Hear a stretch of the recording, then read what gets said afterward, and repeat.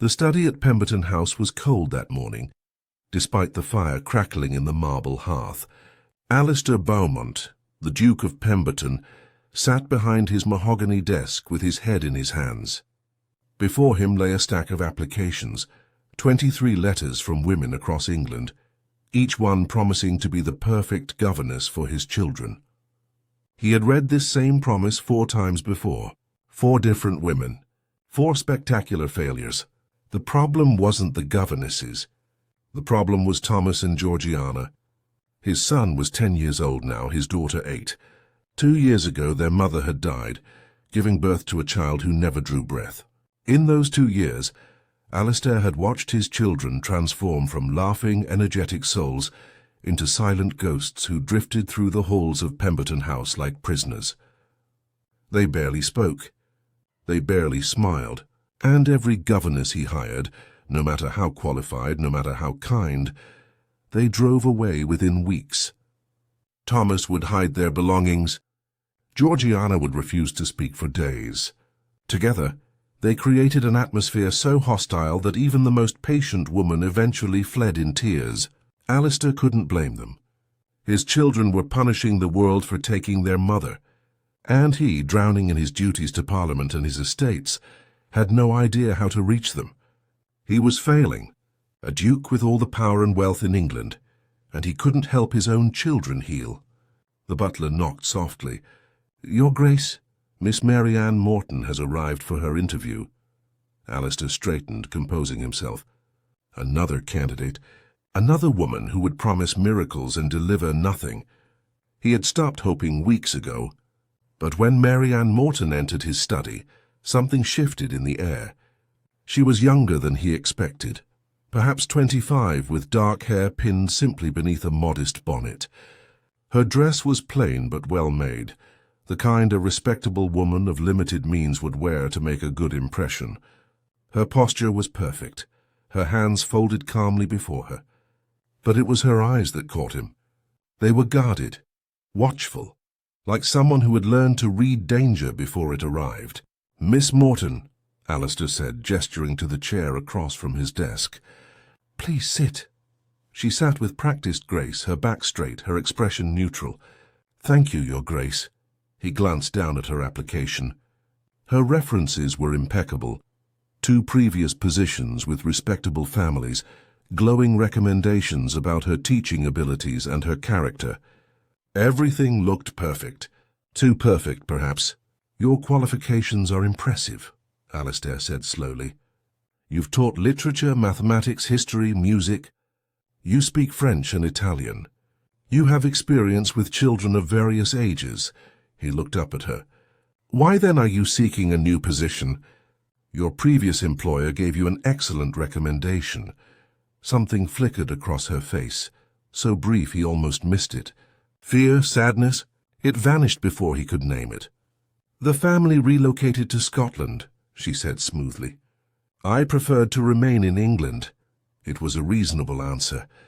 But Alistair's instincts, honed through years of navigating politics and reading men who lied for a living, told him it wasn't the complete truth.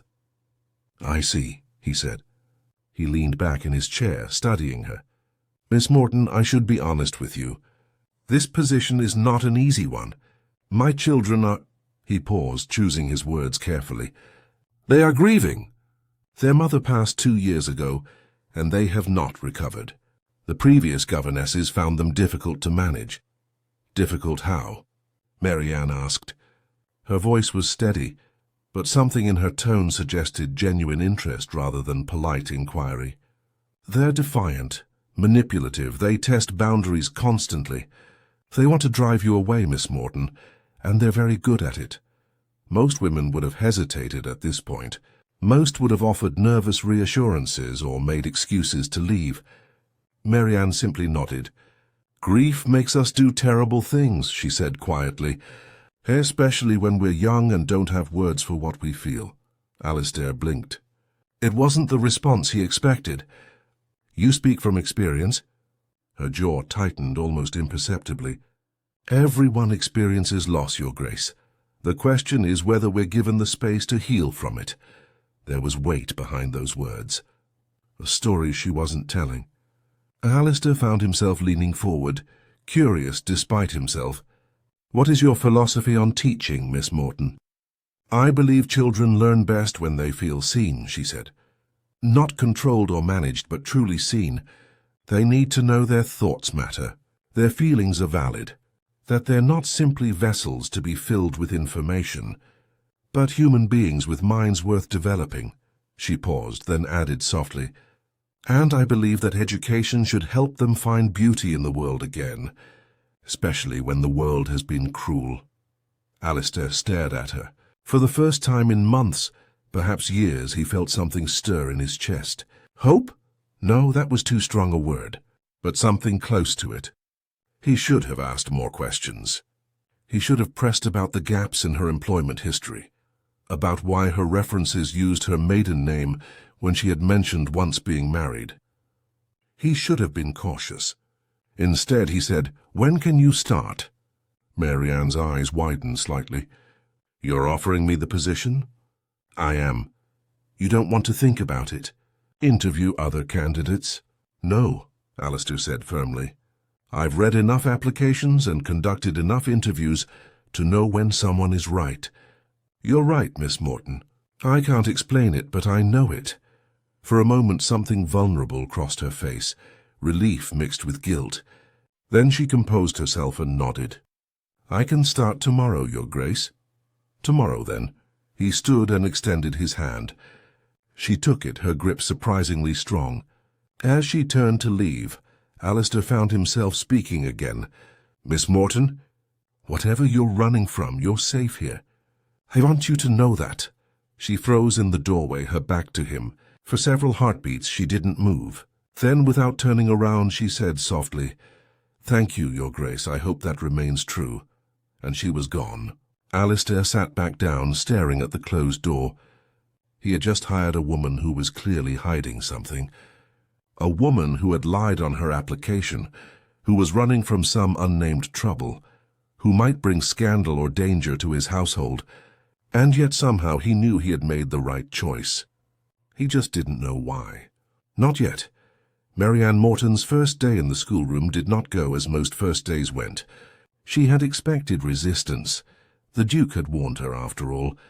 But she hadn't quite anticipated the sheer creativity of Thomas and Georgiana's defiance.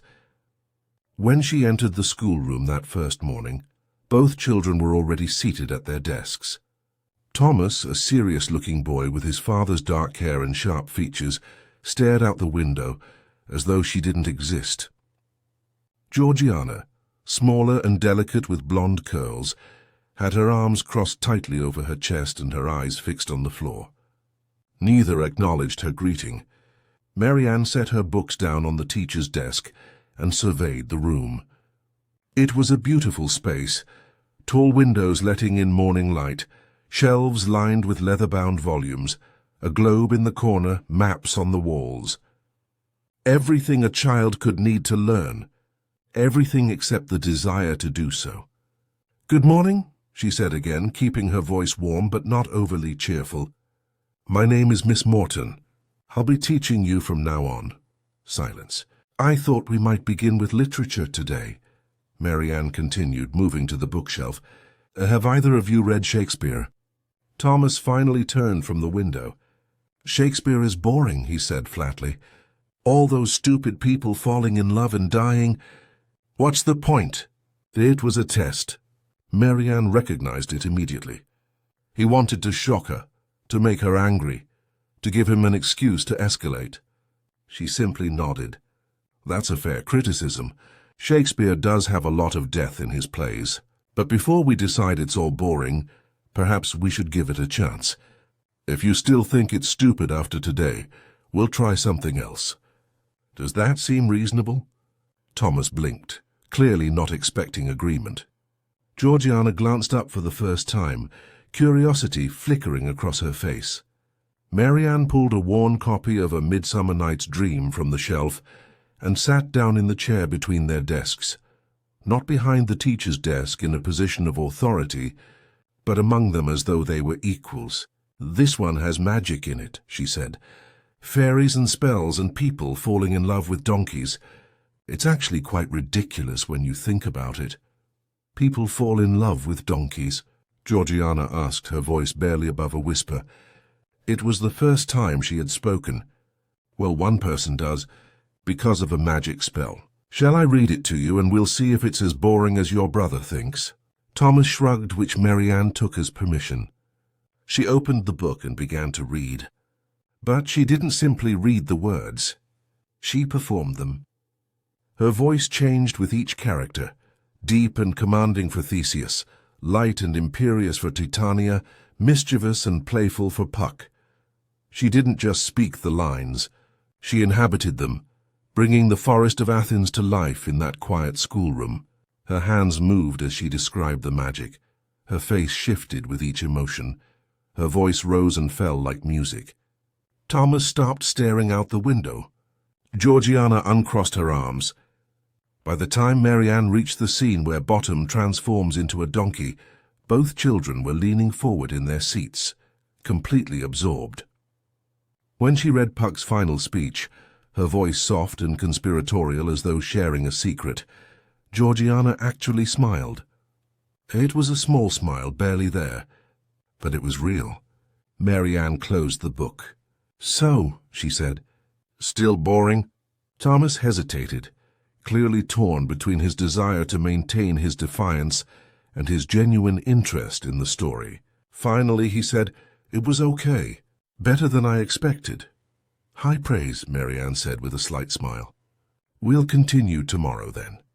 The rest of the day went more smoothly. Not perfectly. Thomas still challenged her on mathematics, and Georgiana refused to practice her penmanship, but something had shifted. They were no longer trying to drive her away. They were testing her, yes, but with curiosity now instead of hostility. That evening, as the house settled into quiet, Alistair found himself walking past the schoolroom. He hadn't meant to. He had been heading to his study to review some parliamentary documents when he heard it, a voice drifting through the closed door. Maryanne's voice. She was reading to the children before bed, something none of the previous governesses had thought to do. Alistair stopped in the corridor, his hand on the wall, and listened. She was reading poetry now, something lyrical and gentle, her voice rising and falling like waves. And beneath it, he heard something he hadn't heard in 2 years, his children laughing. Not polite laughter, not forced smiles, real, genuine laughter, the kind that came from the belly, the kind that meant joy. Alistair closed his eyes and let the sound wash over him. For the first time since his wife's death, the house felt alive again. And it was because of this woman, this mysterious woman with secrets in her eyes and magic in her voice. He didn't know what to do with the feeling growing in his chest, so he simply stood there in the darkened hallway and listened until the reading ended, and Maryanne's footsteps approached the door. He slipped away before she could see him, his heart pounding like a schoolboy's. Over the following weeks, Maryanne transformed not just the schoolroom, but the entire atmosphere of Pemberton House. She taught history as adventure stories, bringing ancient Rome and medieval England to life with the same theatrical flair she brought to Shakespeare. She turned mathematics into puzzles and games, challenging the children to solve problems as though they were secret codes. She taught them songs in French and Italian, her voice blending with theirs in simple harmonies that echoed through the halls. But more than the academics, she taught them how to feel again. When Thomas grew frustrated with a difficult lesson, she didn't scold him for his temper. She sat beside him and said, "I understand. Sometimes things are hard and it makes us angry. That's okay. Let's take a breath and try again." When Georgiana had nightmares about her mother, something she confessed one afternoon in tears, Maryanne didn't offer empty platitudes. She simply held the girl and said, "I know. Loss is the hardest thing. But your mother loved you, and that love doesn't disappear just because she's gone. It stays in your heart forever." The servants noticed the change. Mrs. Patterson, the housekeeper, remarked to the butler that she hadn't seen the children smile so much in years. The cook started preparing their favorite meals again, because they were actually eating. Even the footman commented that the house felt warmer somehow, as though summer had arrived early.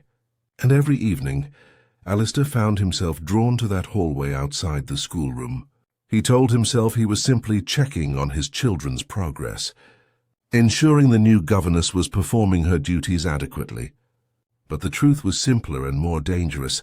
He was falling in love with the sound of her voice, not just the beauty of it, though it was beautiful, warm and expressive and full of life, but what the voice represented: safety, healing, hope, everything he thought he had lost when his wife died. He knew it was inappropriate. She was his employee. She was beneath his station socially, regardless of her genteel manners and education. She was hiding something. He was certain of that now.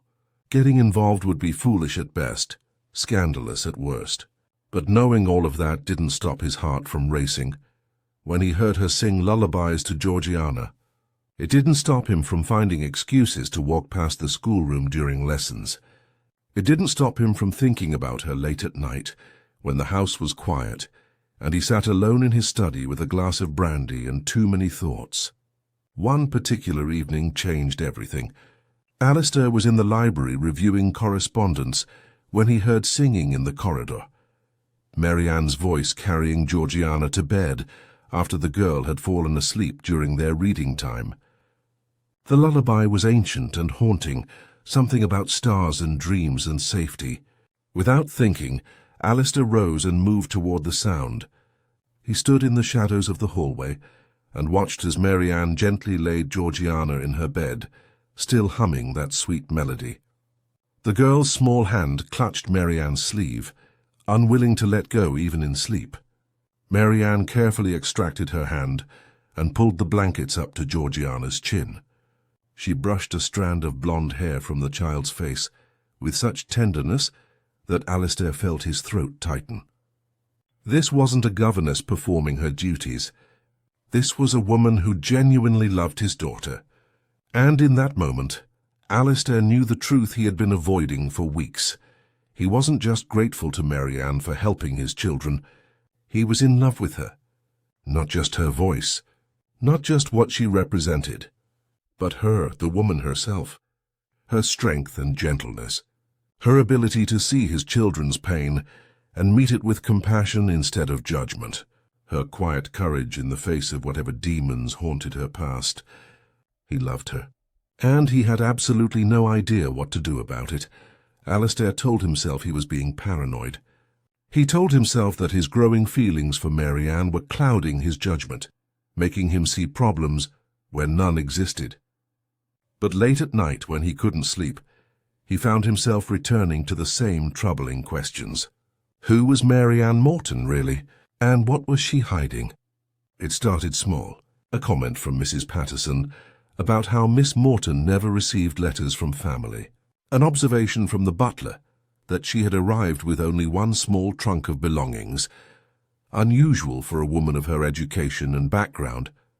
The way Maryanne would tense whenever someone knocked on the front door unexpectedly, as though she expected trouble to walk through it at any moment. Alistair tried to dismiss these observations. Many people lived quietly. Many had complicated family situations. But his instincts, the same instincts that had served him well in Parliament, where men lied as easily as they breathed, told him something was wrong. One evening, he retrieved Maryanne's application from his desk drawer and read it again, this time more carefully. The references were excellent, yes, but they were also vague. They praised her teaching abilities and her character in general terms, but provided few specific details. The dates of her previous employment had gaps, months unaccounted for, and there was that discrepancy with her name. Some documents listed her as Maryanne Morton, her maiden name.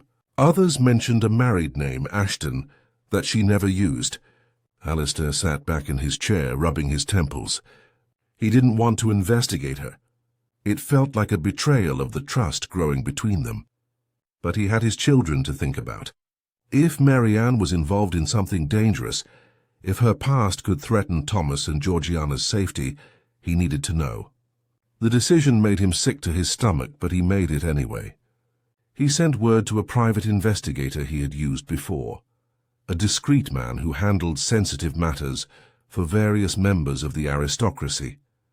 Alistair provided what information he had and asked for a full background report. Then he waited, guilt gnawing at him with every passing day. The investigator returned 2 weeks later with a folder of documents and a grim expression. "Your Grace," the man said, settling into the chair across from Alistair's desk, "the woman calling herself Maryanne Morton has a complicated past." Alistair's stomach dropped. "Go on." "Her maiden name is indeed Morton. She's the daughter of a country vicar who died 5 years ago. Her mother passed when she was a child. So far, everything in her application is truthful." The investigator paused. "However, 6 years ago she married a man named Edmund Ashton." "Viscount Ashton." "The marriage appears to have been troubled from the start." "Troubled how?" "Ashton was a gambler, reckless with money. There are rumors, unconfirmed but persistent, that he was abusive toward his wife. She was seen with bruises on several occasions, though she always claimed they were accidents." The investigator's voice was carefully neutral, but Alistair could hear the disgust beneath it. 3 years into the marriage, Maryanne disappeared, simply vanished. Ashton claimed she had gone to stay with relatives, but no one could confirm her whereabouts. Alistair's hands clenched into fists. "And Ashton? He died 3 months ago. A hunting accident, officially. But there are questions about the circumstances. He was heavily in debt, involved with some dangerous people, smugglers, possibly worse. His death was convenient for several parties. Are you suggesting Maryanne had something to do with it?"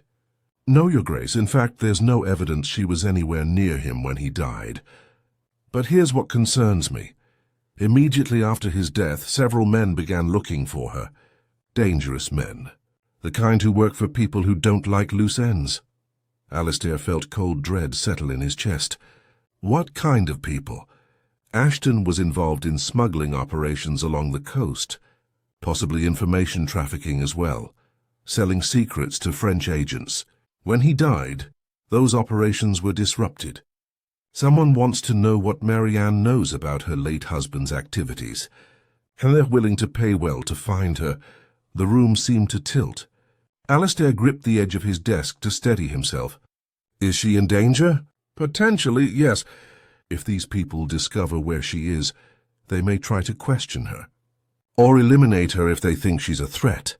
The investigator leaned forward. "Your Grace, I must advise you to terminate her employment immediately, for your own protection and that of your children."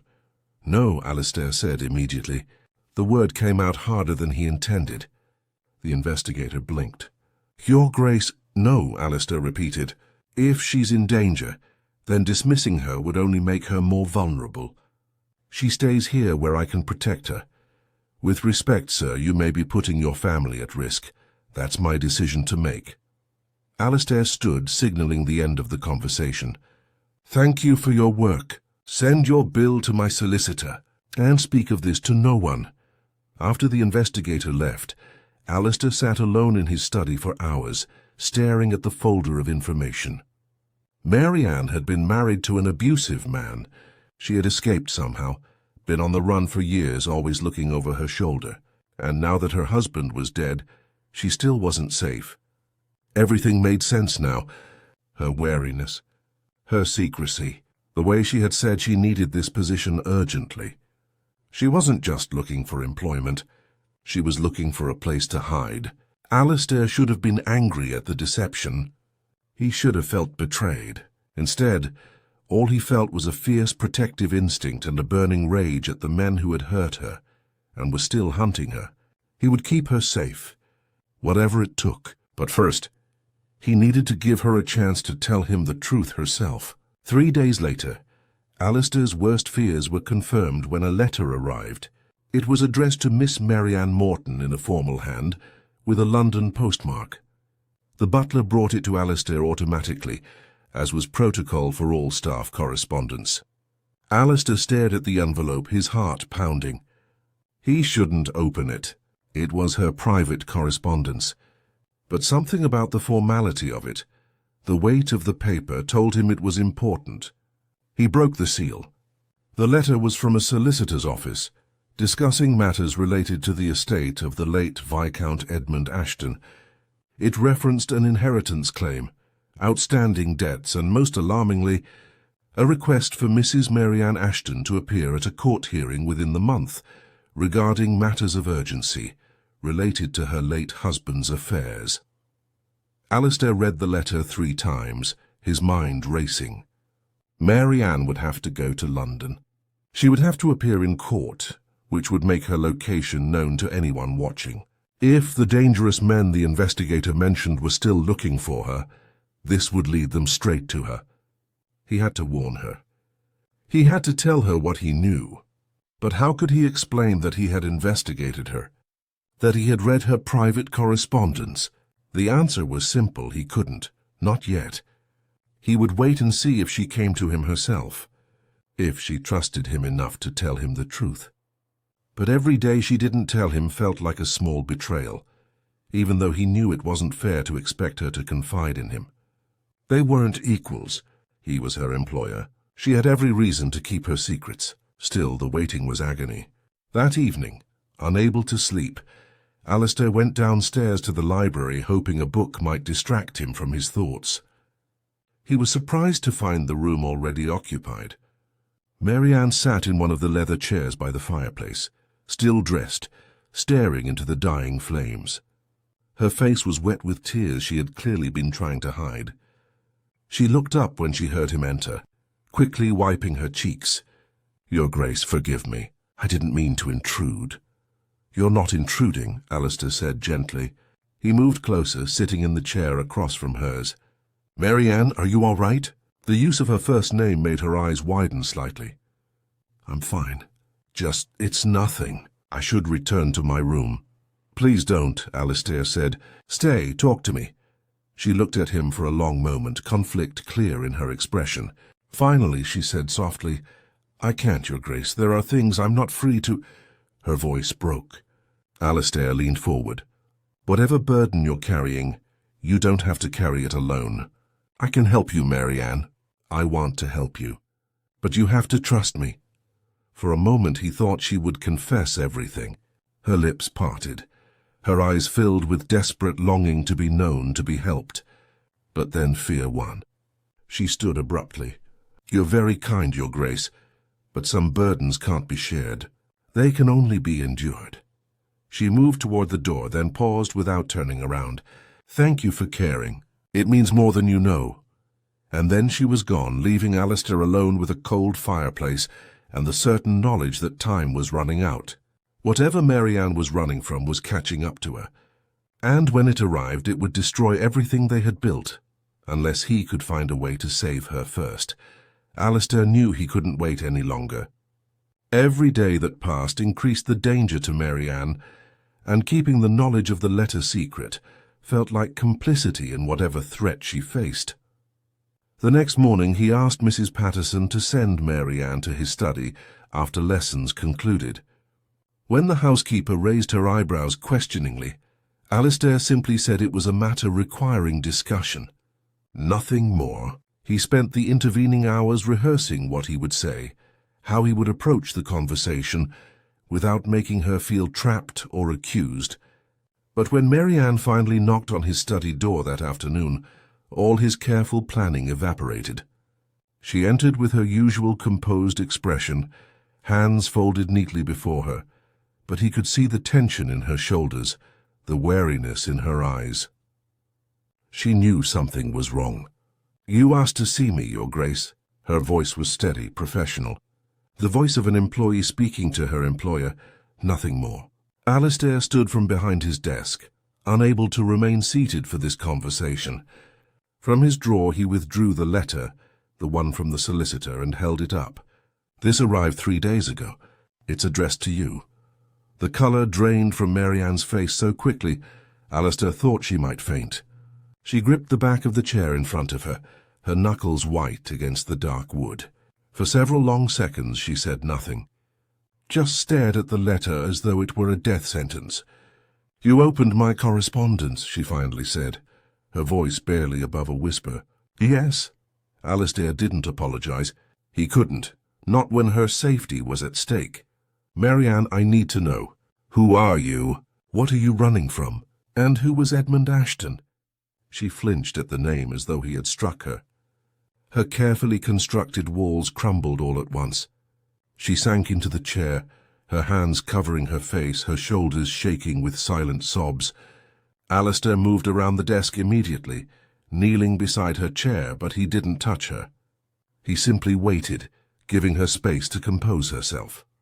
When she finally lowered her hands, her face was blotchy with tears, but her eyes held a terrible resignation. "You want the truth," she said hoarsely. "All of it?" "Yes. Even if it changes everything? Even if you send me away after hearing it?"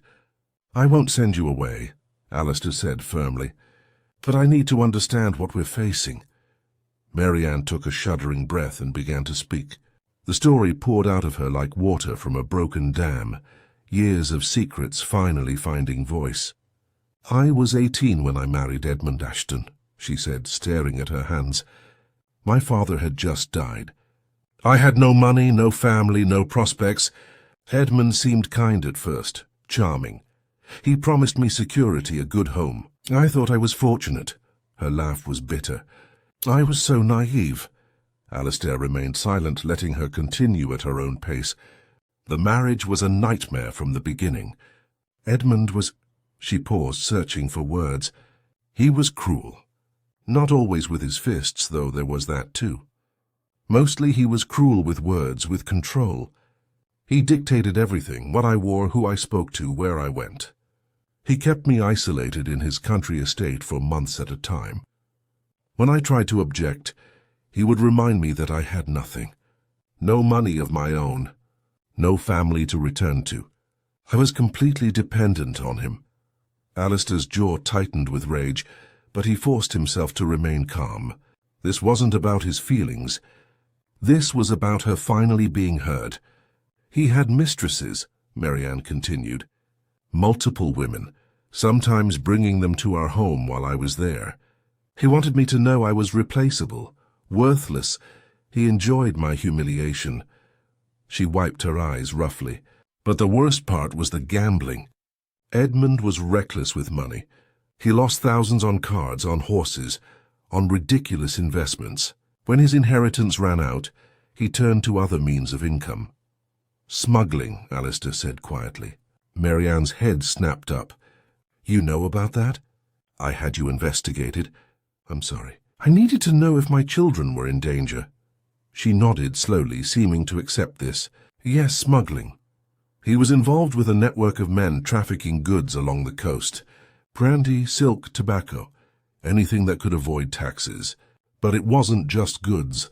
They were also moving information, selling English secrets to French agents. Edmund thought it was exciting, like he was playing some grand game. He didn't care that it was treason. And you knew about this?" "I didn't want to know. But I saw things, heard conversations. Men would come to the house late at night. Dangerous men with cold eyes. They would meet with Edmund in his study, and I would hear raised voices, threats. One night I overheard them discussing a shipment of documents, military intelligence that Edmund had acquired somehow. They were planning to sell it to Napoleon's network. I was terrified, but I didn't know what to do. If I went to the authorities, Edmund would have destroyed me. And I had no proof, just what I'd overheard." Alistair's mind raced. This was worse than he had imagined. Maryanne wasn't just running from an abusive marriage. She was a witness to treason. 2 years into the marriage, I couldn't bear it anymore, Maryanne said. I started planning my escape. I saved small amounts of money whenever I could. I contacted a distant cousin who agreed to help me. One night when Edmund was in London, I left. I took almost nothing, just some clothes and what little money I had hidden. I used my maiden name, Morton, and I disappeared. How did you survive? I moved constantly, took positions as a governess under false references. I paid a woman to forge them for me. I never stayed anywhere longer than 6 months. I lived in constant fear that Edmund would find me, that he would drag me back and punish me for leaving. But months passed, then years. I began to think I might actually be free. And then he died. Yes, Maryanne's voice was hollow. 3 months ago. A hunting accident, they said. But Edmund was an excellent shot. He didn't have accidents. I think someone killed him. Someone involved in his smuggling operations. Maybe he became a liability. Maybe he knew too much. I don't know. But when I heard he was dead, I didn't feel relief. I felt more afraid than ever. Because you knew something, Alistair said, understanding dawning. About the smuggling, about the treason, and whoever killed Edmund would want to make sure you couldn't talk. Exactly. Maryanne looked at him with desperate eyes. That's why I came here. Pemberton House felt like a place I could disappear, at least for a while. A duke's household, respectable and protected. I thought I could hide here until the danger passed. But that letter, she gestured weakly toward the document still in Alistair's hand. If I have to appear in court, if I have to go to London publicly, they'll find me. The men Edmund worked with. And they'll want to ensure I can never testify about what I know. Alistair stood, pacing to the window. Outside, the gardens of Pemberton House stretched peaceful and green in the afternoon sun. His children were out there somewhere with one of the maids, safe and happy. Everything he had worked to build, to protect, it was all potentially at risk because of Maryanne's past. And he didn't care. He turned back to face her. "Maryanne, look at me." She raised her tear-stained face. "I don't care about your past," he said firmly. "I don't care that you lied on your application. I don't care that you used a false name. You did what you had to do to survive an impossible situation. There is no shame in that, but the danger, we'll face it together." He moved closer, kneeling again so they were at eye level. "What I care about, what I need to know is this. Are your feelings for me real? Because mine for you are. I'm in love with you, Maryanne.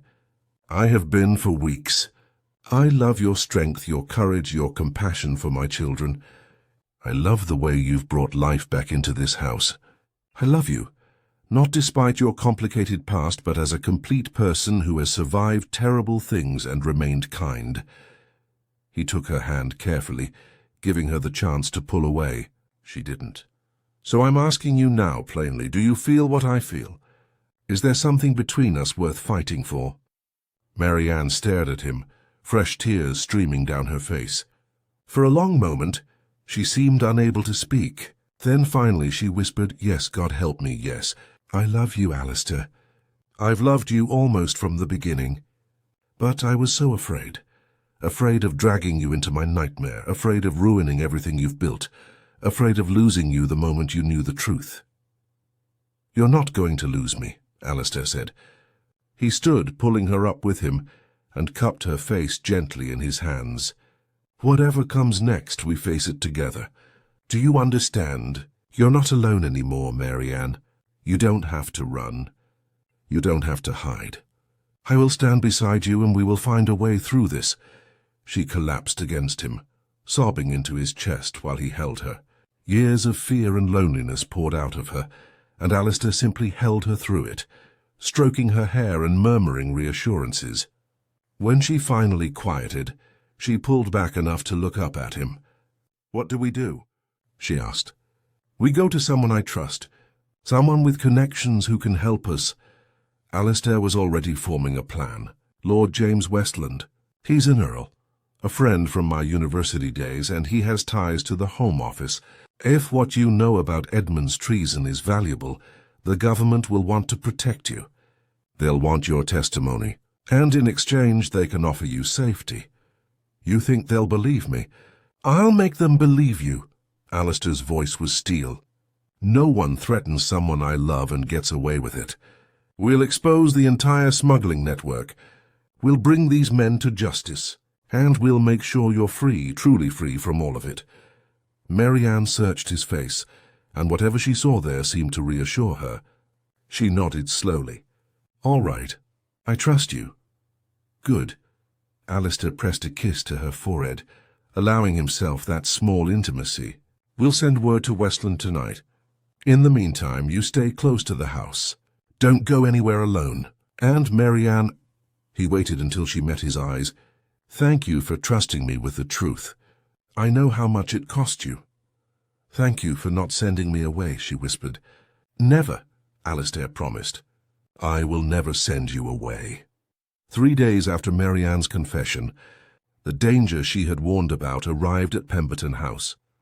Alistair was in his study reviewing correspondence when the butler entered, his normally composed face tight with concern. Your Grace, there are 3 men at the door requesting to speak with you. They claim to represent creditors of the late Viscount Ashton. They're asking about Miss Morton.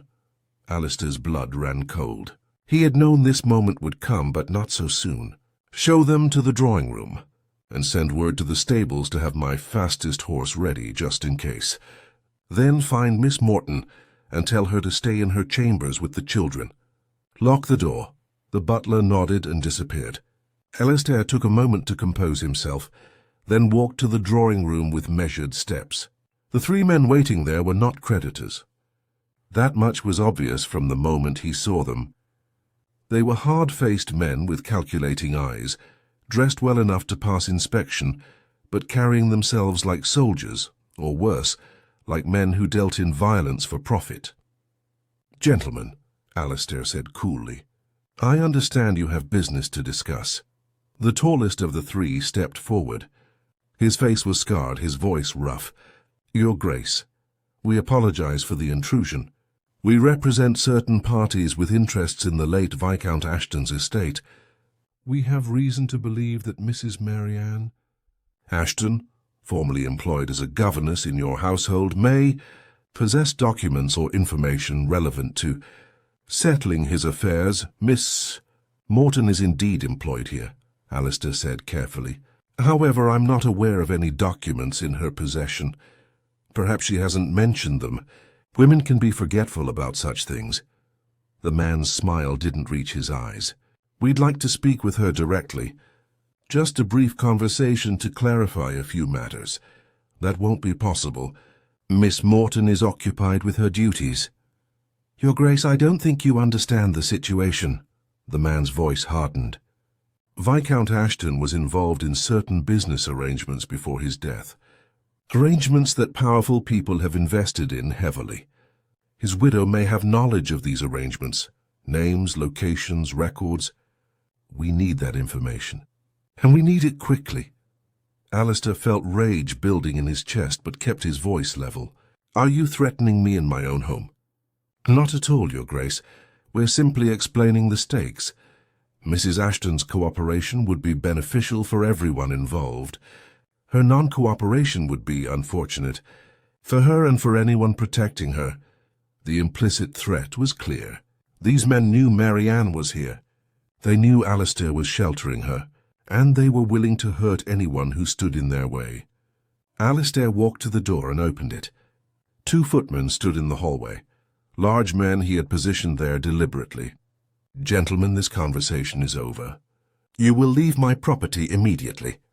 If you return, I will have you arrested for trespassing. The scarred man studied him for a long moment, then shrugged.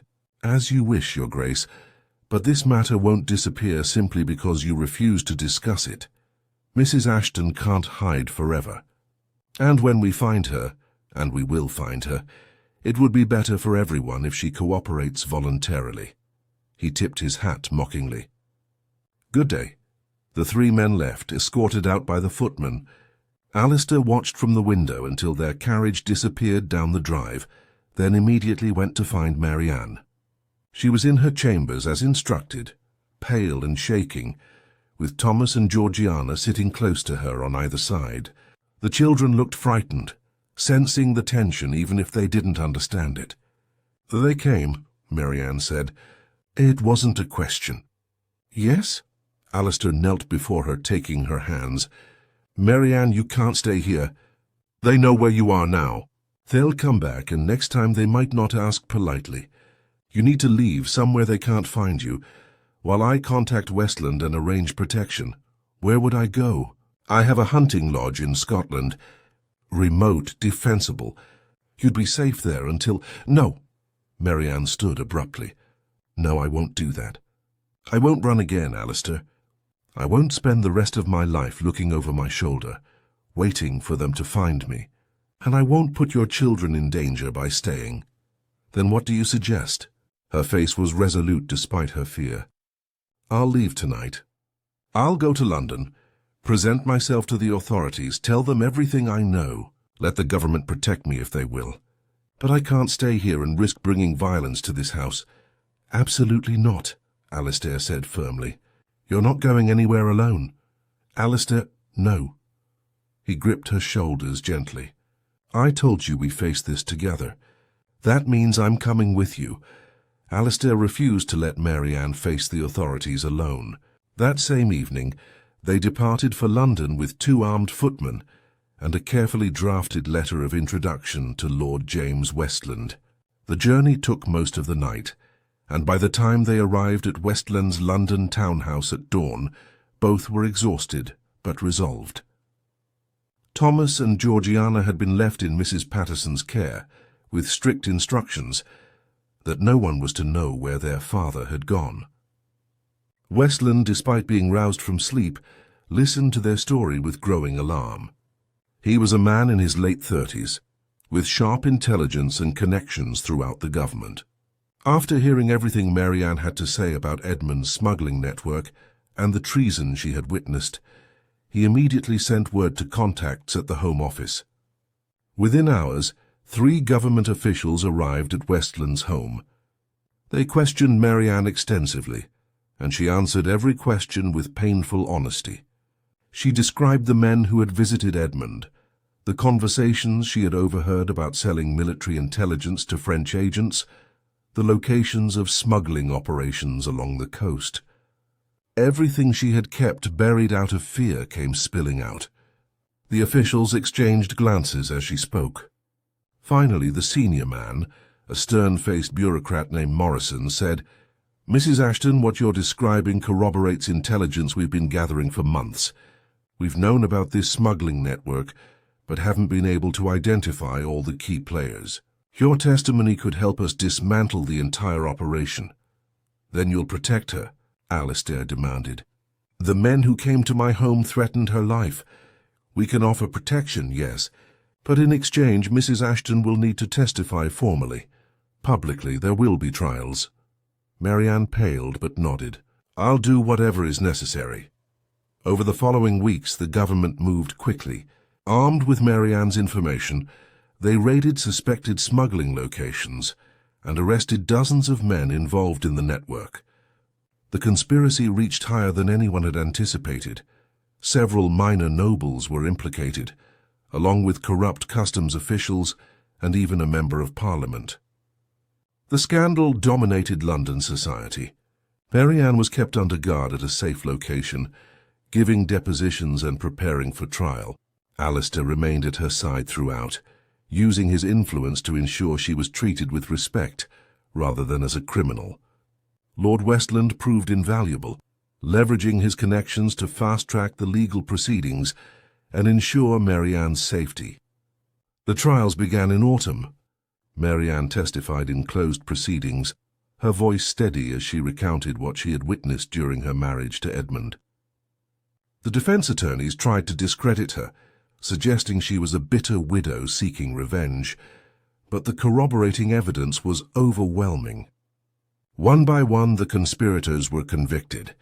Several were sentenced to hang for treason. Others received lengthy prison terms. Throughout the ordeal, public opinion shifted dramatically in Maryanne's favor. Initially, there had been whispers about her, questions about why she had fled her marriage, suggestions that she had been complicit in Edmund's crimes. But as the full story emerged of her abuse and captivity, of her courage in coming forward despite grave danger, the tide turned. Newspapers praised her bravery.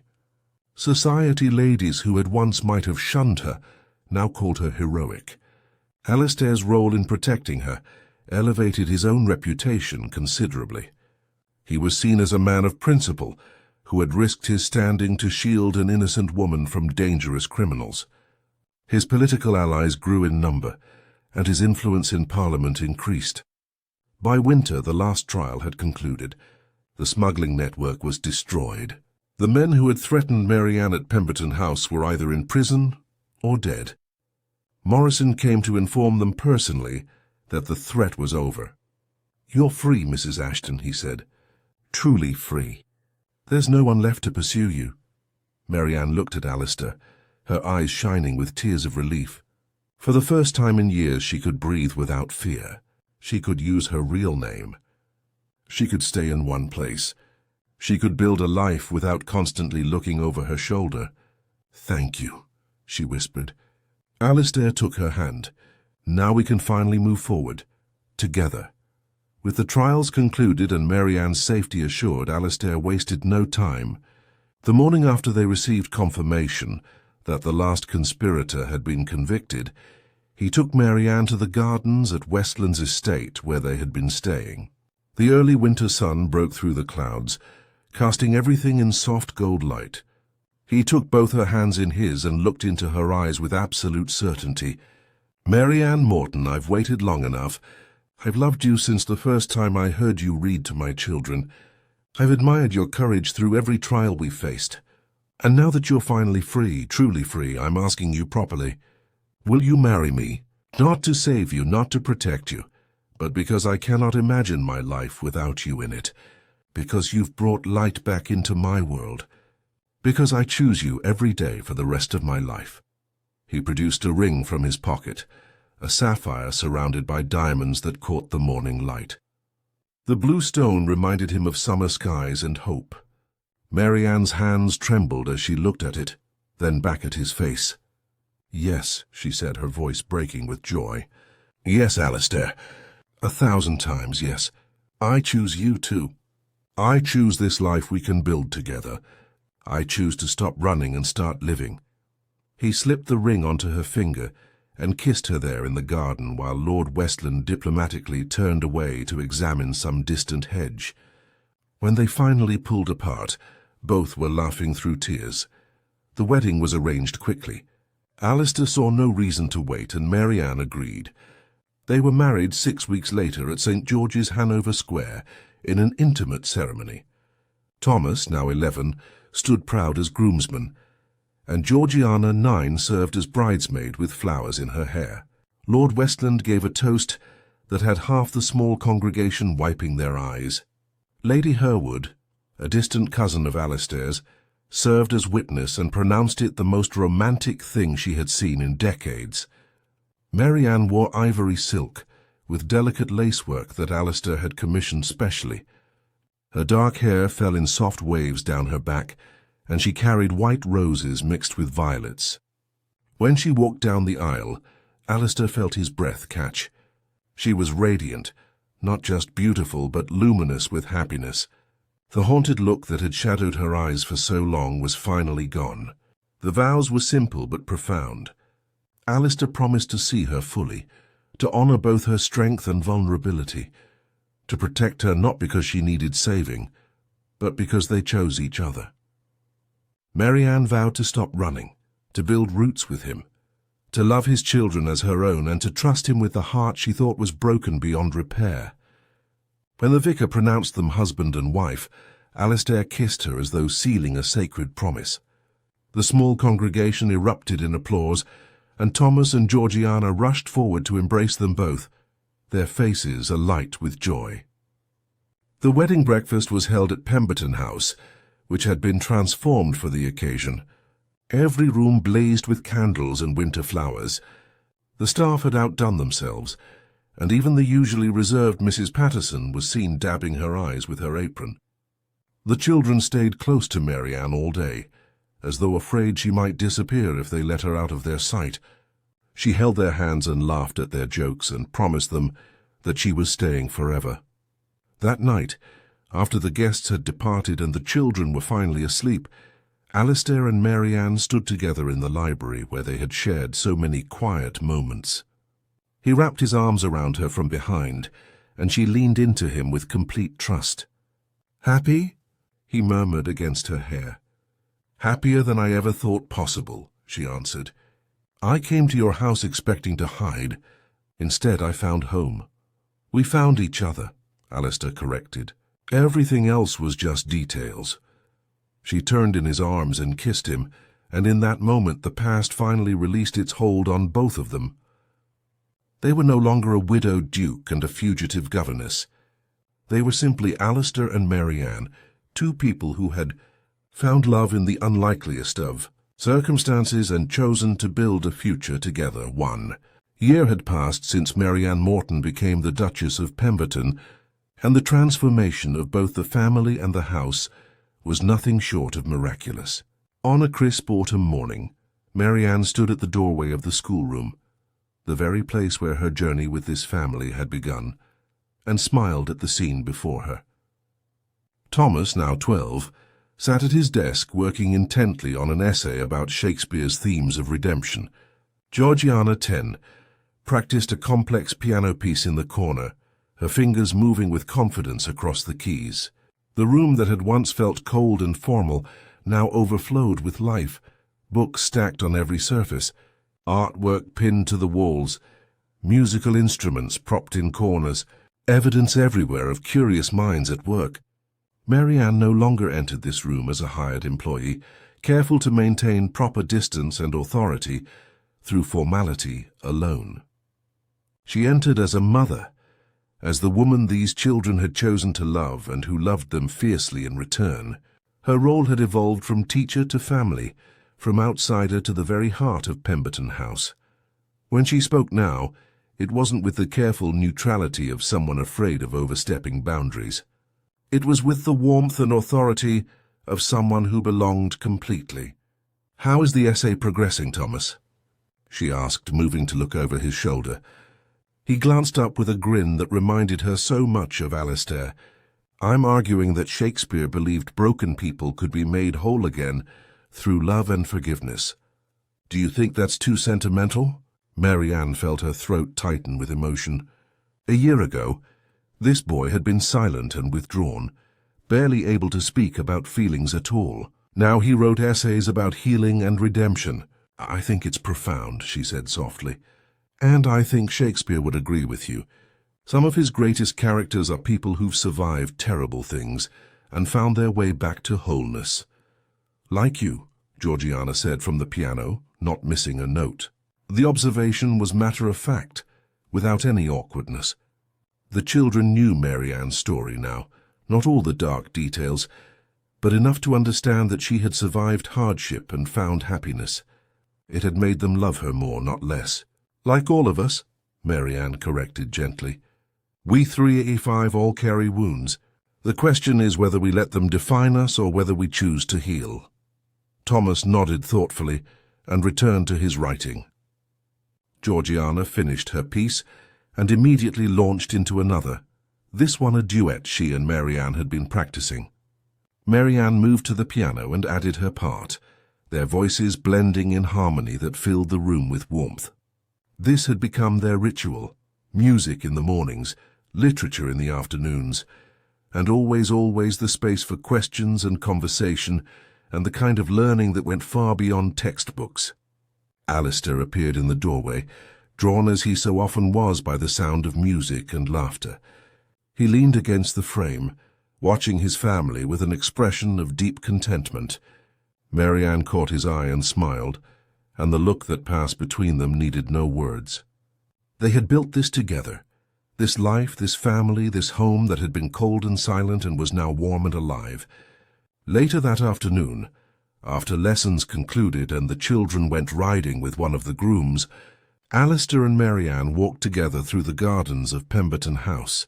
The autumn leaves crunched beneath their feet, and the air carried the scent of wood smoke from distant cottages.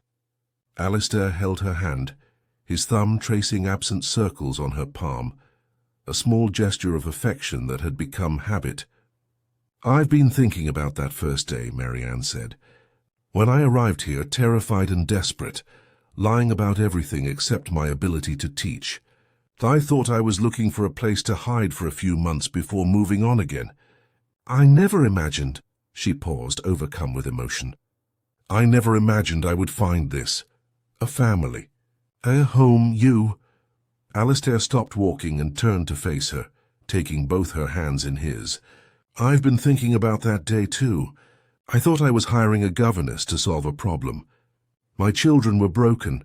The house was filled with grief and I was drowning in responsibilities I couldn't manage. I thought if I could just find the right teacher, someone who could reach Thomas and Georgiana, then maybe we could all start healing." He lifted one hand to cup her face tenderly. "I had no idea that the woman who walked through my door would save not just my children, but me. That she would teach me how to feel again, how to hope again, how to love again." "We saved each other," Maryanne whispered, echoing words they had spoken before. "You gave me safety when I had none. You stood beside me when I expected to face everything alone. You loved me not despite my past, but as a complete person, flawed and wounded and real. And you brought light back into this house," Alistair said. "You taught my children that joy was still possible after loss. You showed them that broken hearts could heal. And you reminded me that life is worth living, even after tragedy, especially after tragedy." They continued walking, and Maryanne found herself reflecting on the journey that had brought them here. The fear and desperation of her arrival, the gradual building of trust as she worked with Thomas and Georgiana. The night Alistair had listened outside the schoolroom door, drawn by her voice, but really drawn by what that voice represented. Authenticity, warmth, the possibility of connection. The terrifying moment when her past caught up with her, and she had to choose between running again or trusting Alistair to help her face it. The trials and the vindication, and the slow, steady building of a new life free from fear. "Do you ever regret it?" Alistair asked suddenly. "Stopping here, staying, taking the risk of letting yourself be known?" Maryanne looked at him with absolute certainty. "Never. Not for a single moment. Running kept me alive, but it wasn't living. This," she gestured toward the house, toward the life they had built, "this is living. Waking up every morning without fear, watching Thomas and Georgiana grow and flourish, working on the Morton Foundation with you to help other women escape dangerous situations, being part of something larger than my own survival." She squeezed his hand. "And loving you, being loved by you, that most of all." The Morton Foundation had been Alistair's idea, a project they now ran together.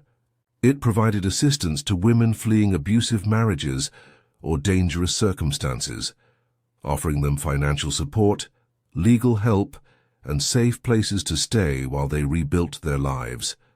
Maryanne interviewed every applicant personally, and Alistair used his political connections to push for legal reforms that would make it easier for women to leave violent husbands. It had become their shared mission, a way to transform Maryanne's painful past into purpose. That evening the family gathered in the music room, as had become their custom.